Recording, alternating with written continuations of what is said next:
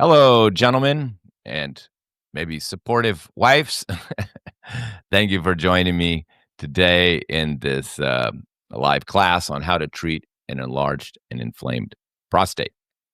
My name is Khabir Southwick, Ayurvedic doctor and Ayurvedic herbalist, and practiced 27 years in providing Zoom appointments worldwide, and the founder of herbmanteas.com, where you can find any of the products I mentioned today, and is the sponsor of our talk. So, today we're going to cover first the causes of enlarged and inflamed prostate. And there are, two big categories of causes, one that makes it enlarged and two that makes it inflamed. And then we're going to talk about dietary changes that need to be made to reduce or eliminate those causes, because you can't just think of buying a bag of tea and thinking that it's going to be sufficient. And as you know, Urban Teas sells prostate tea, and we're going to cover some of those ingredients in a minute and how and why they work. And we're selling anywhere from 10 to 20 bags a day. And that so we know there's a lot of men out there who have prostate problems. And these people who are purchasing from me, they are often not my patients. Of course, my patients will generally go through the office and place an order. So I know there's a lot of men out there with prostate issues because I see the volume of sales I have on the prostate tea that I have in particular. I have a formula and some other products too, and they sell well, but it's this tea that everybody buys. But my point is, this tea is insufficient as a treatment. First of all, you're going to learn that I use the Ayurvedic formulas more than the teas. And to me, the tea is more like supplemental, or, combining it together, as my teacher taught me, stacking, where you put two or three different products together. And I think one of the reasons for my success as an herbalist is because I'm a Western herbalist and an Indian herbalist. So I often give you a Western tea and an Indian formula. And this gives me this like double power, and it gives the clients faster results, because really it's the more herbs that you use, the better. And unfortunately, people try very simple things like buying supplemental capsules and taking it, and of no avail. And we're going to explain why a lot of these home remedies or simple herbal treatments that you're going to get off of YouTube, the place where the blind are leading the blind, everybody repeating the same old information, why these online treatments that you hear about are ineffective. And even though as powerful and effective as my prostate tea is, which we're going to talk about in a minute, it in itself is not a complete cure, because you have not identified the causes and removed the causes. When I do an appointment, I don't just start handing out herbal teas and wave my magic wand that it's going to get better. I have to focus on identifying why this person has an inflamed and or enlarged prostate. And of course, see the PSA numbers and other information, and get the signs and symptoms from the patient. And then I do more of a holistic treatment. And the first thing I have to do, though, is identify the causes and eliminate them. So we're going to talk about that first. Then we're going to talk about dietary requirements that have to be done to make this successful. And then, two, we'll talk about the herbal remedies, including my famous prostate tea. And we'll talk about some of those herbs individually and how they work. And we'll mention why some of these little simple cures we see online are often insufficient, because most of my patients have tried all of that before they've done an appointment with me. So back to the causes, the most important part of this class.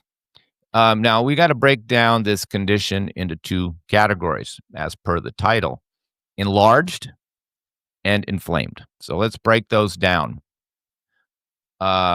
We could start with inflamed first. Okay, so if you have inflamed prostate, you have inflammation in the body. You may only be complaining about it or aware of it or concerned about it in your prostate, but every man with inflamed prostate has inflammation in the body, usually in more than one place. So often I'll have this type of man, and I'm asking him, "Do you have muscle pain?" They go, "Yeah, I have a little muscle pain, but it's all right. It doesn't bother me. I don't care about that. I don't want to treat it." So in their mind, they don't care about but it's all connected.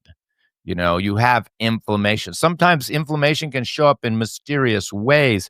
You can have dermatitis, inflammation of the skin. So if you have like red on your skin, or you get this red hives, or the doctor calls it dermatitis. There's many different types of dermatitis, more than even though I treat all skin conditions, there's so many types I've even heard of. um, it's an inflammatory skin condition. Even a lot of headaches can be inflammatory. Not all. I mean, there's tension headaches and migraine headaches and all, but some are just coming from inflammation. And there's other causes and there's many causes of inflammation. So we have to get next, we have to go to the cause behind the cause. So we know inflammation is a major factor here. And then what are the causes? Now, of course, I have a whole nother webinar on this subject. You'll have to look for it, called The Causes of Inflammation, because this is a vast subject, but we'll cover it quickly here. If we look at the Ayurvedic explanation, which I think is correct, because by following this, I can reverse arthritis, muscle pain, joint pain, fibromyalgia, arthritis, rheumatoid arthritis, inflammation of the skin, dermatitis. I'm reversing all these conditions like forever. They're gone after removing the inflammation. So if you have inflammation in the prostate, then it has to be removed, and all the causes, everything you're doing to create the inflammation has to be stopped. And just to know if you have inflammation in the prostate, if you're not clear, you just keep looking at your PSA number, of course. PSA number, if that's really high, that means you're almost precancerous. I mean, you can have not a very high PSA number and still have inflammation of the prostate. Of course, that number is very high. It's even more dangerous, but it's not a great indicator of inflammation. I mean, you can there's some inflammatory markers, IgG, IgA, and other things we can look at the lab work to see, but these are still inconclusive. The easiest is just sit on your bicycle seat or sit on the arm of a chair, and if it hurts, it's usually inflamed. If you can't sit down because it hurts, that's inflamed. Yeah, that's it. And so the more it hurts, the more some, men, when it's hurting, I'll ask them, okay, how was it 1 year ago, 2 years ago, 5 years ago? And generally it wasn't bad 5 years ago. They could feel it, but 2 years ago, it was more pain. Now it's almost unbearable. They can't see. So, this is a little bit of problem with our gender, as I sit around and be tough guy and put things off till the very end. So most of the prostate cases I get are already quite bad, and the guy could hardly sit. Because he's put off treatment, or what they've done is, go online and, search and try to take a bunch of vitamins. This is not a nutritional problem. So you can ignore all the people on YouTube that tell you to take vitamins. It ain't going to hack it. Just taking some zinc, and more vitamin D isn't going to reverse your inflamed prostate. It will help, and go ahead, keep taking it, but that's not the treatment. So what are the causes? Well, I mean, the causes of inflamed prostate are the same causes of inflammation in the muscles, or fibromyalgia, or inflammation in the joints, are the same exact causes. It's inflammation. It's just in a different spot in your body. So here you go. Here's the big long list. Of course, you got to take out 100% the whole nightshades, tomatoes, eggplant, bell pepper. So we get a lot of people with Hispanic descent who, put tomato sauce on freaking everything. So they're more susceptible to all types of inflammation, not just prostate inflammation. And remember, we're still going to go back and talk about the other factor, enlarged prostate. We're just focusing on the inflammation first. So tomatoes for sure have to go. I had one guy recently text me, says, "Hey, can I have yellow tomatoes?" I said, "No, it's not the tomato. It's the whole family, this nightshade family." And of course, Ayurveda has been saying this in ancient texts. I have books, they've talked about this 800 years ago. But modern science, science is always a little slow to figure things out, because they need to do their testing, and they have to have some proof or evidence. They don't really care that people have been talking about not taking tomatoes for their prostate or inflammatory condition for 1,000 years until it's proven. Science can't confirm it, and that science is not never follow the science. But by the time science confirms it, then you're okay. But if science can't figure it out, just ignore it. It doesn't mean anything. Just give them another 20 years and they'll figure it out. But my point is that now science has finally figured out why tomatoes are inflammatory. We're talking just in the last few years. And even some medical doctors, can you believe it? People who just studied medicine are actually telling their patients with arthritis, don't eat tomatoes or the nightshades. And even guys on YouTube, oh my God. My secret's out of the bag. Tomatoes are inflammatory. And of course, science had to finally figure out it was the lectins. They call it the lectins. Now, I never heard of this word 5 years ago. I was just telling people don't have tomatoes, particularly tomatoes, but the nightshades, the bell peppers, and paprika's in this category too. And white potatoes is in this category as well. We've got some people down in Louisiana, a lot of paprika, and they said, boy, I stopped that paprika and my joint pain went down.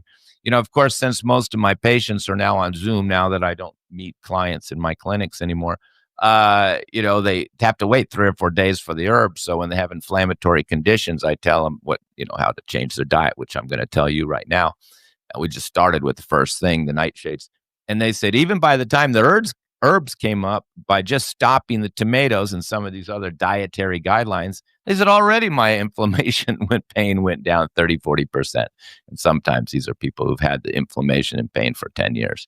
Nobody told them to stop the tomatoes. Well, now even the medical doctors and YouTubers telling you to do it. They say it's from the skin, which is what Ayurveda said too. It's in the skin and in the seeds, which I actually didn't know. So even I can learn from science. I don't generally follow science. I follow Ayurveda, ancient system, proven right for thousands of years, whether scientists can prove it or not. But that was interesting. It was in the seeds. I think it may be known. So now that you can get tomatoes, lectin-free tomato sauce. So I'm not 100% that would really work because sometimes science is very narrow-minded and they're just looking at one thing. There could be more qualities to a tomato just besides the lectins. And that's generally how the, modern Western or so healthcare system thinks. They try to narrow it down to one thing and then eliminate it. But it may or may not be effective just eliminating lectins. But anyway, get them out of your life, number one. Okay, point taken.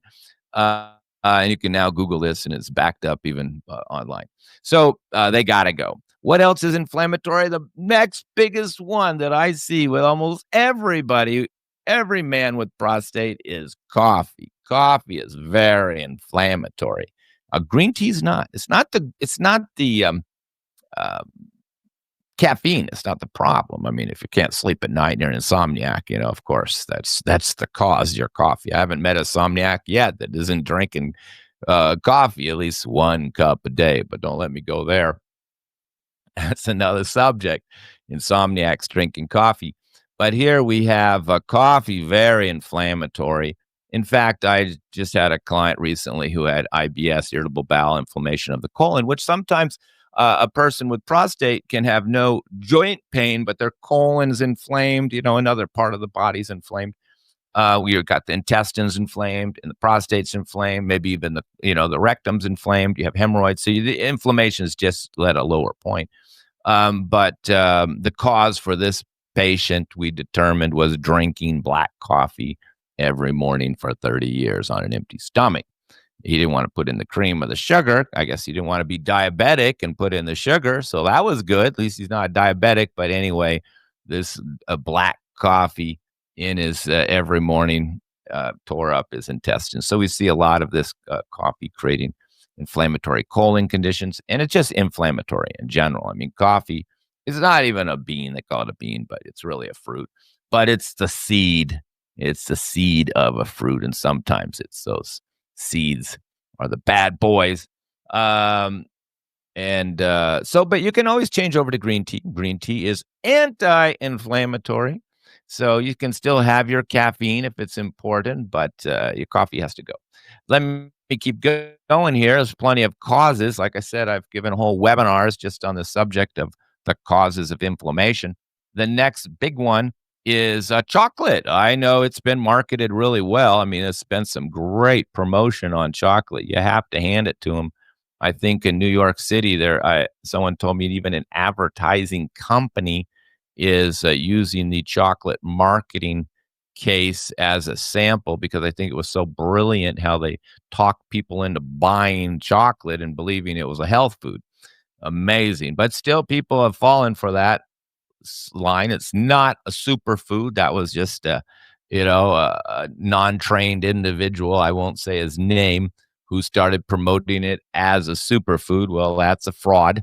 It's inflammatory chocolate, even if you have cane sugar in it, which not everybody does. They usually throw sugar in it. So chocolate has to go, as good as it is. I mean, you can give it out on Valentine's Day. It is an aphrodisiac. And at least if you give your wife a box of chocolate at night, she's not going to sleep with all that sugar and aphrodisiac in it. So it does have its purpose, but not if you have inflammation in the body. No more chocolate. And well, the next big one, I mean, the big elephant in the room, which really everybody's known for decades, if not longer, that's inflammatory, is processed white sugar. Now, I didn't say cane sugar, raw sugar. It's that processed white sugar. And where is that where is that processed white sugar? It's in everything in your supermarket, unless you're trying to avoid it. And that is, it's in your salad dressing if you don't get a good salad dressing. Even the other day, I bought an organic salad dressing and I saw it had sugar in it. So you have to be really careful there. It was probably organic sugar. It's a little bit better. At least I won't get cancer from it. But you want to avoid the sugar. Of course, diabetes too. That's why everybody gets diabetes. It's sugar, not the fruit. The fruit isn't going to give you diabetes. And fruit isn't going to create the inflammation. But your cookies, your candy, your chocolate. So your coffee with sugar, you can see, particularly I don't know what you call it. I've never been to a Starbucks. I'll never go in one of these places in my life. Overpriced and harmful substance. It's like right there with a fast food for me. But I know there's a chocolate coffee drink out there, something cappuccino, something. But that couldn't be any more. I mean, you couldn't find anything more inflammatory. And I've had people who had inflammation, and they said, "Yeah, I have one every morning. This chocolate coffee with sugar." So there you got 3 inflammatory substances in your stomach on an empty stomach every morning. Oh, wow. Fantastic if you want to jack your inflammation up. Now, not to say you're going to drink this 1 cup of coffee and have some tomato sauce in your one time when you're 20 years old and get inflammation. No, you won't get it until you're much older. I mean, you got to keep doing the coffee and the tomato sauce for 10, 20 years and then maybe 30 years, and then you'll get it. But now you stop the coffee and the chocolate and the tomatoes, and the inflammation isn't going away either. So keep that in mind. Just because you stop these things doesn't mean it's all just poof going to go away. You've created the inflammation in the body, and now it's everywhere. And of course, now it's inflamed your prostate. So the inflammation has to come down. And we can talk about some herbal remedies that can do this in a matter of weeks if you get rid of all these bad habits. I could keep going on inflammation. There's other things. The next one, of course, the next big one is all the toxins and chemicals that are in our food. So in other words, if you've just been living off of junk food or even just buying food in the supermarket that's not organic, then you've been consuming chemicals. These chemicals are toxic. Of course, now our government's even talking about, I think they've done it, finally banned red dye number 40, which, I was in the 70s as a teenager was reading about red dye number 40, that it was a cancer-causing toxic substance. So it's in Fruit Loops for your kids and any, red drinks and Red Bull, and it's just everywhere. Anything red, that's what they throw in. Of course, in the United States, everywhere else has been banned, and they use other substances. So that's just one example. I think our government has said that, there's over 1,000 toxic substances that are banned in Europe and the rest of the world and freely used in United States. And I think they're going to ban them based on what they've already done in Europe. So those toxins were banned for a reason because, of course, a lot of them are carcinogenic. And will lead to cancer, which is probably one reason we have higher cancer rates than the rest of the world. but it's another subject. But until you get the cancer, you get the inflammation. And why is because these are toxic substances that get in your blood. They get lodged in your joints. They get lodged in your prostate. They get lodged in your brain. They accumulate in your liver. I mean, they just can get everywhere. And particularly heavy metals, we'll say, is another major classification of toxins, which is really hard to get rid of. But we can lump it all in the same category of toxins, and they lead to inflammation. It won't get you when you're 20, when you're 30, and you're 40. You got to accumulate a lot. But again, just because you stop going out to the fast food restaurants and start, eating that in organic food doesn't mean poof, all your toxins are going to go away. It could take you 6 months of taking herbal remedies, clean blood detoxers, liver detoxers, all kinds of things to get these out of your system, depending on where they are. And that's one of the things that the herbs are doing. You could say they're cleaning out the blood and detoxing, if we want to use this term, which is kind of overused, to get the toxins out of the prostate, either get the blood flow there and clean out the blood and get these toxins out of the body. And a lot of times people start taking these herbs and they're going, oh my God, my skin's getting better. I'm getting this headache. And that headache is coming, there's just too many toxins being released too much. The herbs are breaking them down, releasing them out of the muscles and the tissue. They're getting in the blood. Then they're hitting the head and the person gets a big headache. So I have to tell them to cut the doses in half. It's working so well. And of course, if you're constipated, just going one time a day, that's trying to create more toxins. It's called autotoxicity.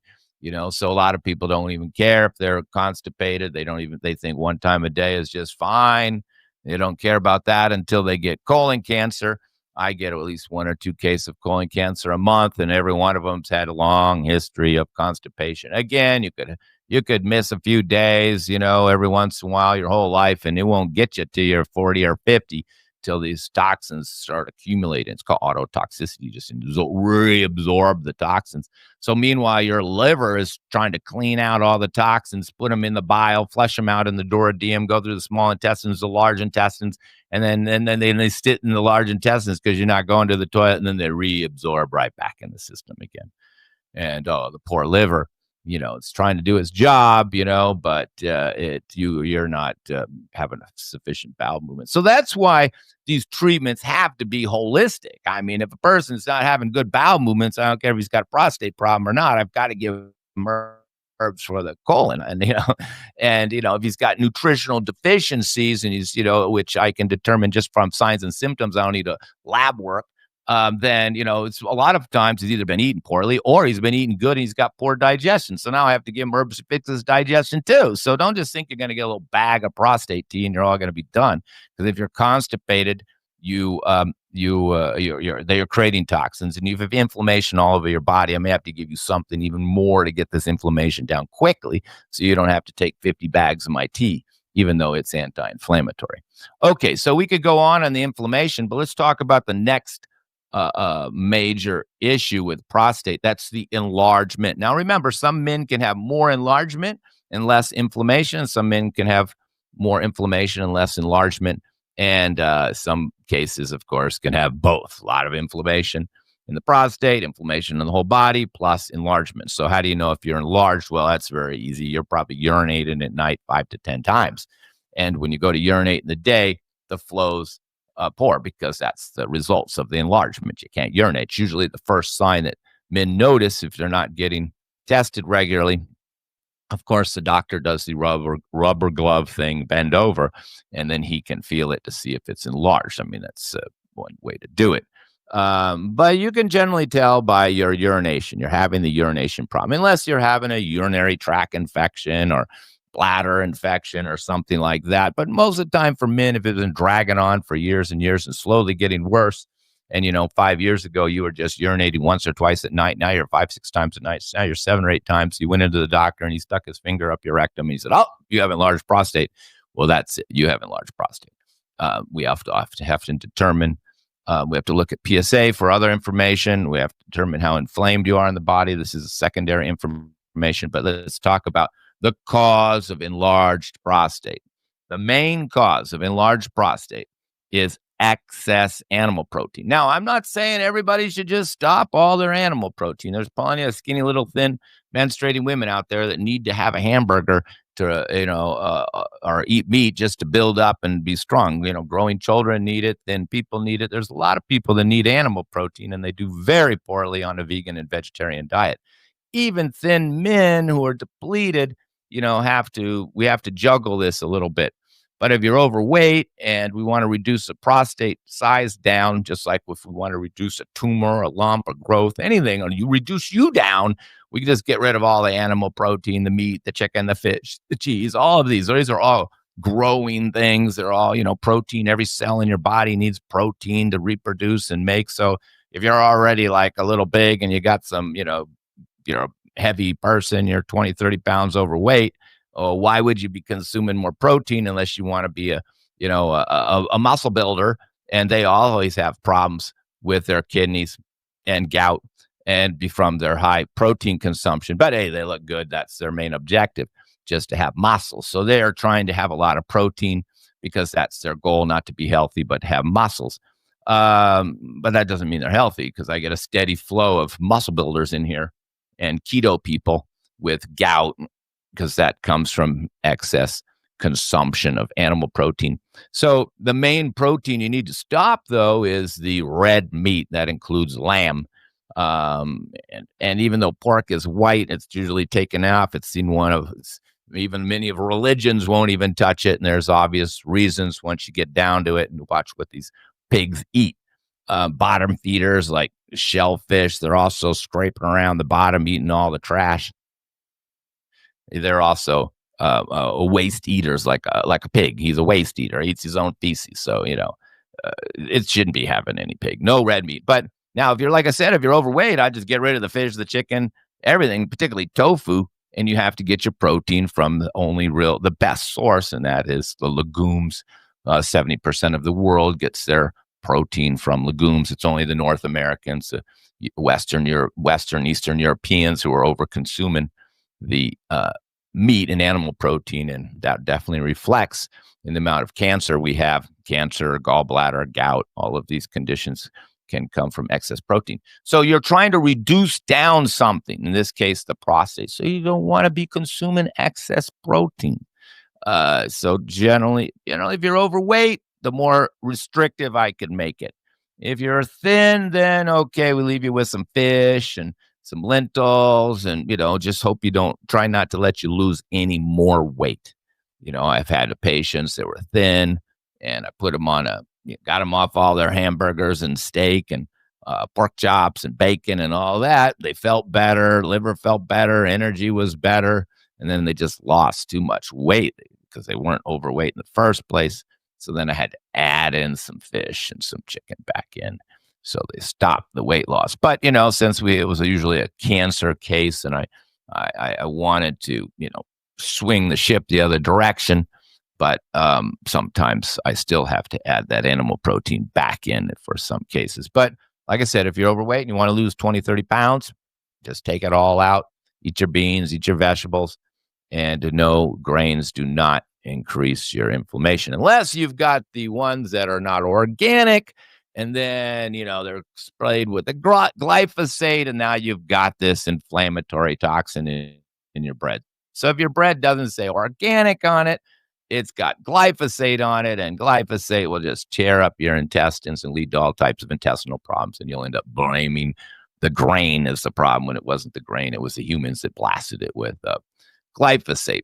And even some organic breads have been tested and still have glyphosate in them. So you really have to be careful with all organic foods, particularly once you have cancer.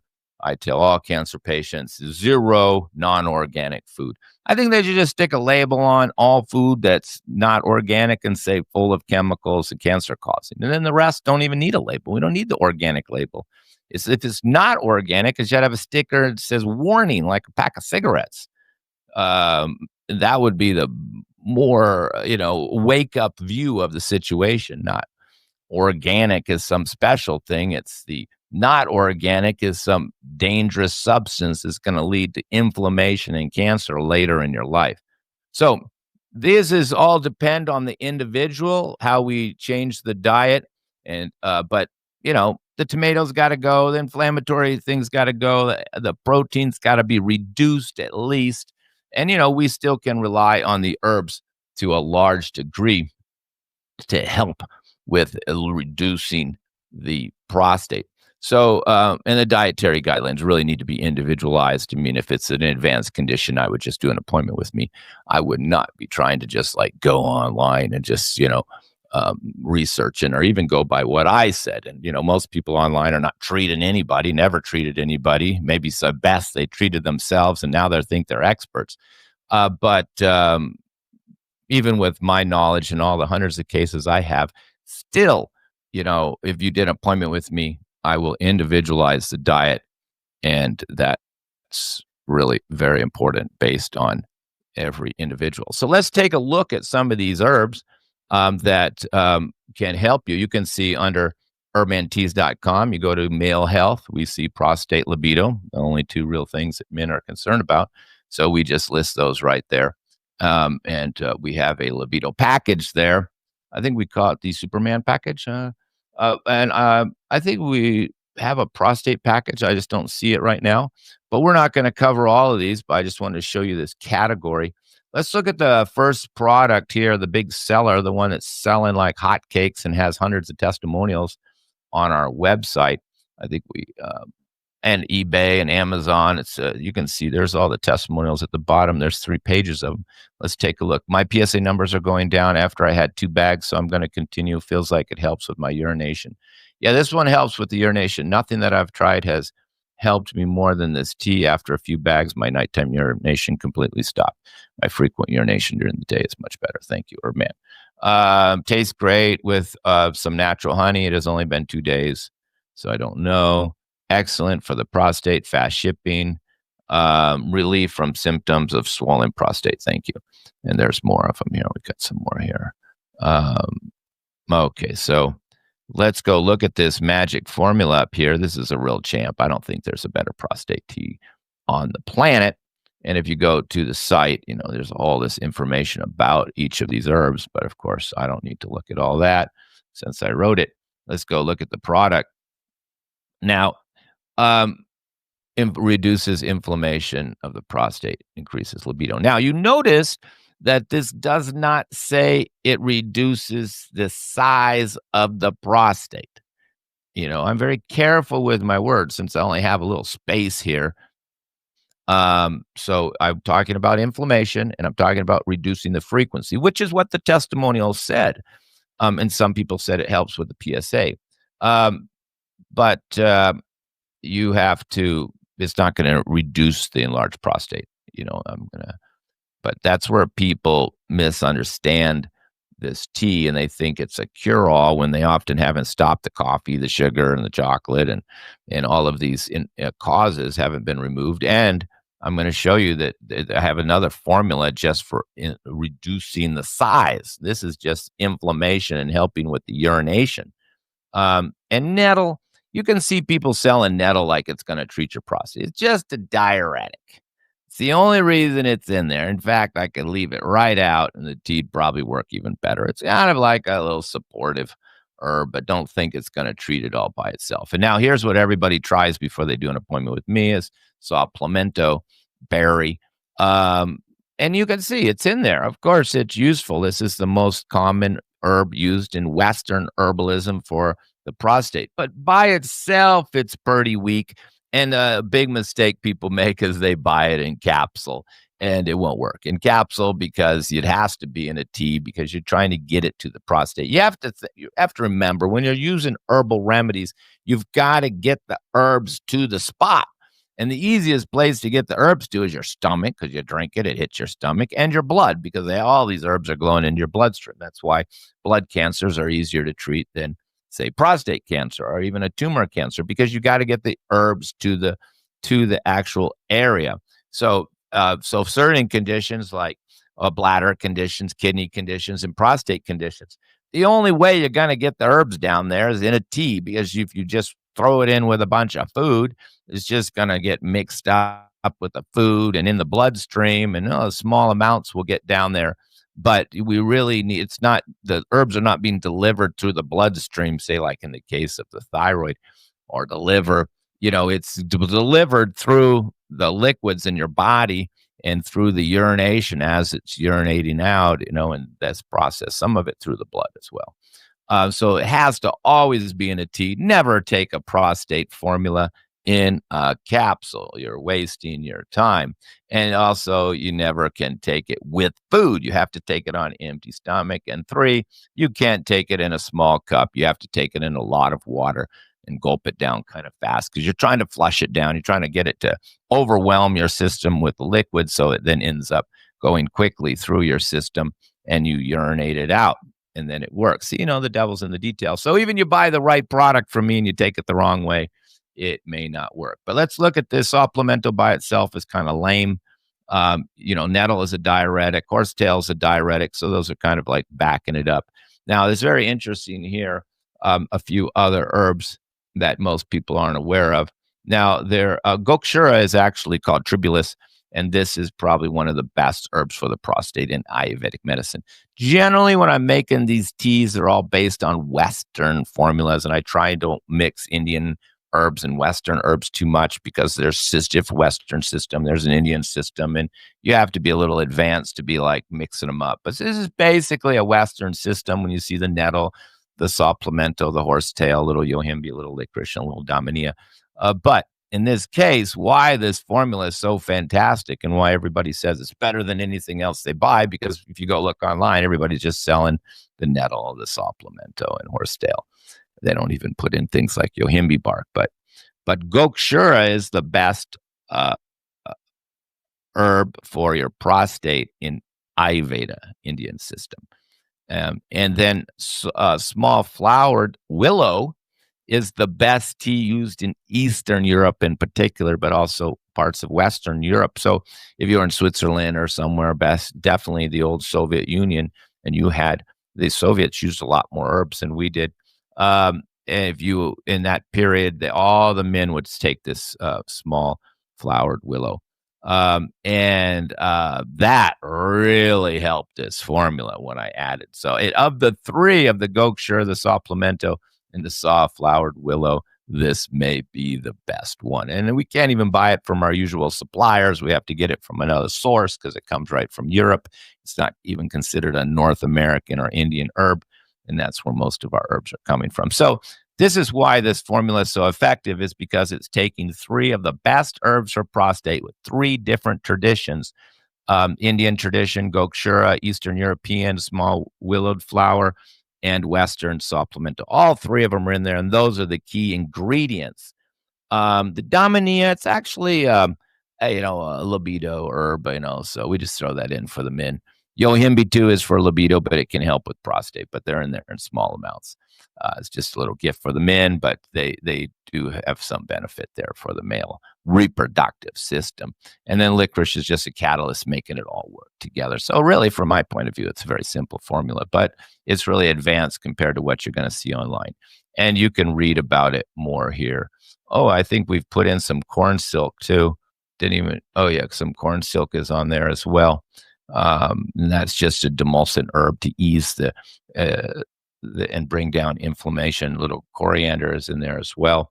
See the Daminia is kind of supporting the male libido and overall reproductive and helping with hormonal balance. But yeah, here it says saw-flowered willow, popular in European herbalism. There, it says it right there. And that is true. And Gokshura is a reverent Ayurvedic herb for prostate. And nettle is just an anti-inflammatory diuretic. It's not, and it helps with the swelling. The swelling is going to come down. There's instructions how to take it online. Many details are important there. So this is very important. If you're taking notes and you just want to wing this by yourself and not do an appointment with me, then you really need to be doing 2 bags a month for at least 3 months before you even go get tested. Maybe even 6 months is a better idea. And as you can see, we don't offer this even in tea bags. We want you making the tea, and we do just provide a strainer as an option, not to tea bags, because we want you to boil it, put it in a pot and cook it, make it nice and strong. So tea bags are going to be a waste of time as well. Okay, so now the probably more effective and even more important appointment if I formula that really has more effect on the PSA and is used often in prostate cancer as well with some other herbs, anti cancer herbs. But this one is the one that reduces the size. I put the word slowly. It's slow going. It takes 6 months. Improves the flow, improves the inflammation, but it's way more powerful than the tea. And in fact, if you read the instructions on how to take, it says, buy the tea too, and just put this herb in the tea and drink them both together. And that's how I treat the people. But, of course, these are Indian herbs, so a little bit harder to understand. But, these are herbs. These are formulas within formulas. You can see the one formula, Chandra Prava. Chandra means cooling. This breaks. It's also called a path opener. It helps with the urination. Varuna is a diuretic. Sandalwood is cooling, anti-inflammatory. And then the one formula that's reducing down the size of the prostate is called Kanchnar Guglu. Guglu is a resin, and Kanchnar Guglu is made of 12 herbs. So we've got almost 50 herbs in this formula because there's two formulas, Chandraprabha 36 herbs and Kanchnar Guglu 12 herbs. And those are the main ones. There's the Gokshura, which we talked about earlier. Punarava is another diuretic. It's just instead of nettle. And Varuna is anti-inflammatory diuretic. But this Kanchnar Guglu is really the main herb, and that we use even to reduce down tumors.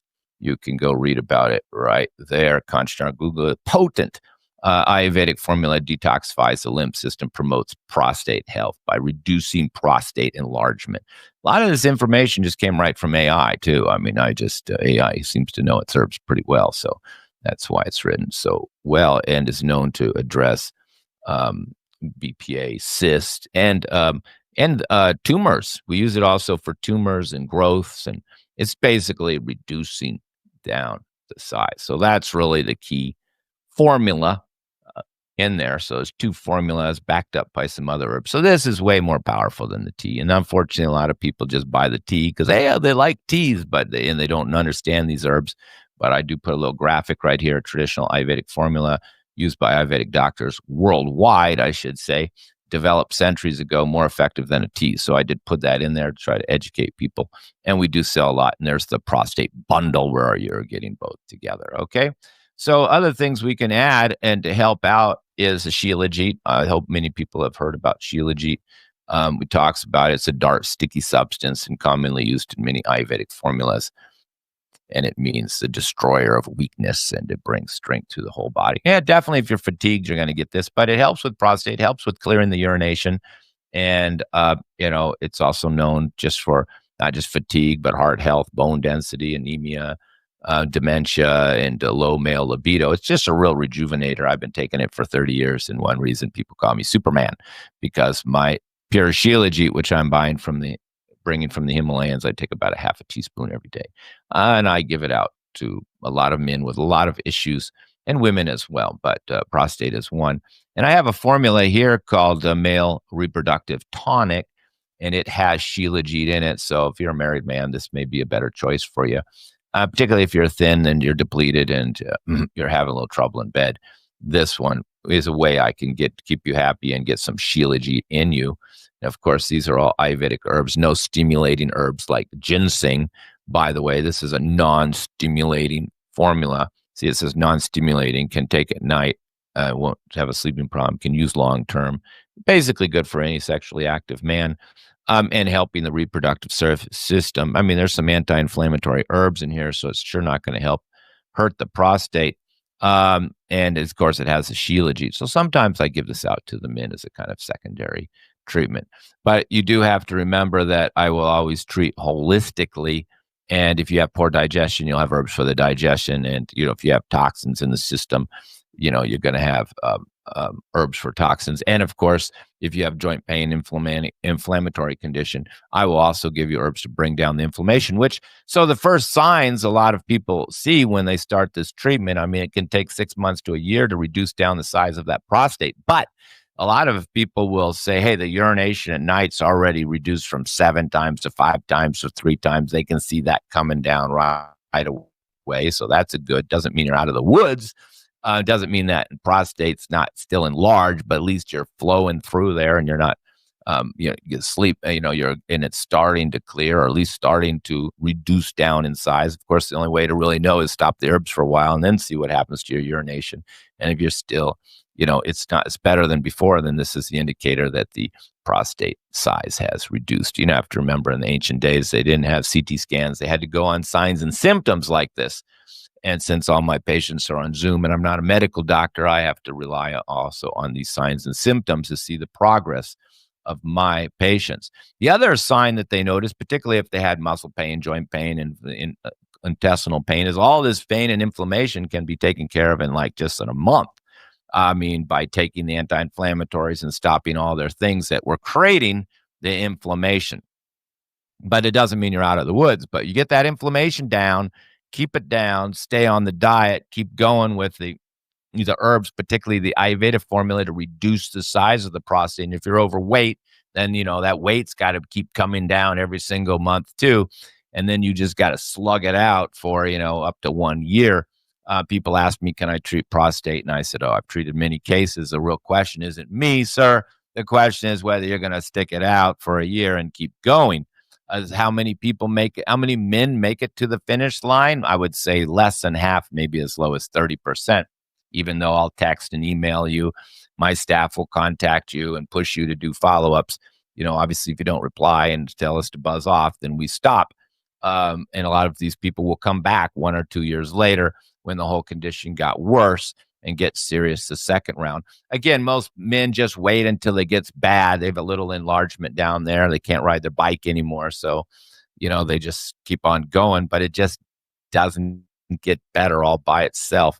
It just keeps rolling along, particularly if you haven't removed those causes that are making it enlarge. You're still having your coffee and your steak, then you're still contributing to the inflammation and the enlargement, and it's just going to progressively get worse. And I don't know how many other options you have once it becomes advanced, but most of my patients, they come at an advanced stage.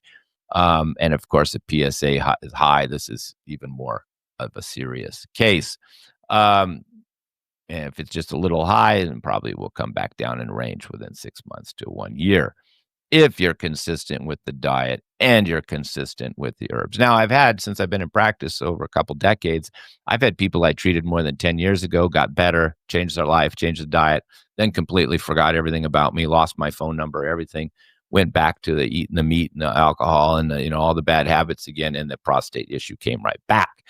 Just like any condition in life, once you've had it once, you're very susceptible to have it a second time. So, you really have to stick it out to the finish line, and it's going to be 6 months to 1 year down the road, depending on how advanced your condition is. And everybody's different. In this particular case, if it's advanced, I just highly recommend you do an appointment. Even though I try to tell you everything I can to help you, it's very tricky to do this on your own. And even if you're able to buy my products online, I can customize these products, and I have other products I don't even advertise. So better to do an appointment. Okay, I hope this helped you. At least there is a cure out there. If you've got the motivation and self-discipline to go to the finish line, then this may be a good path for you. I wish you all the best of health and happiness. And of course, I wish all the men no prostate problems and good libido. Thank you very much, gentlemen and supportive ladies.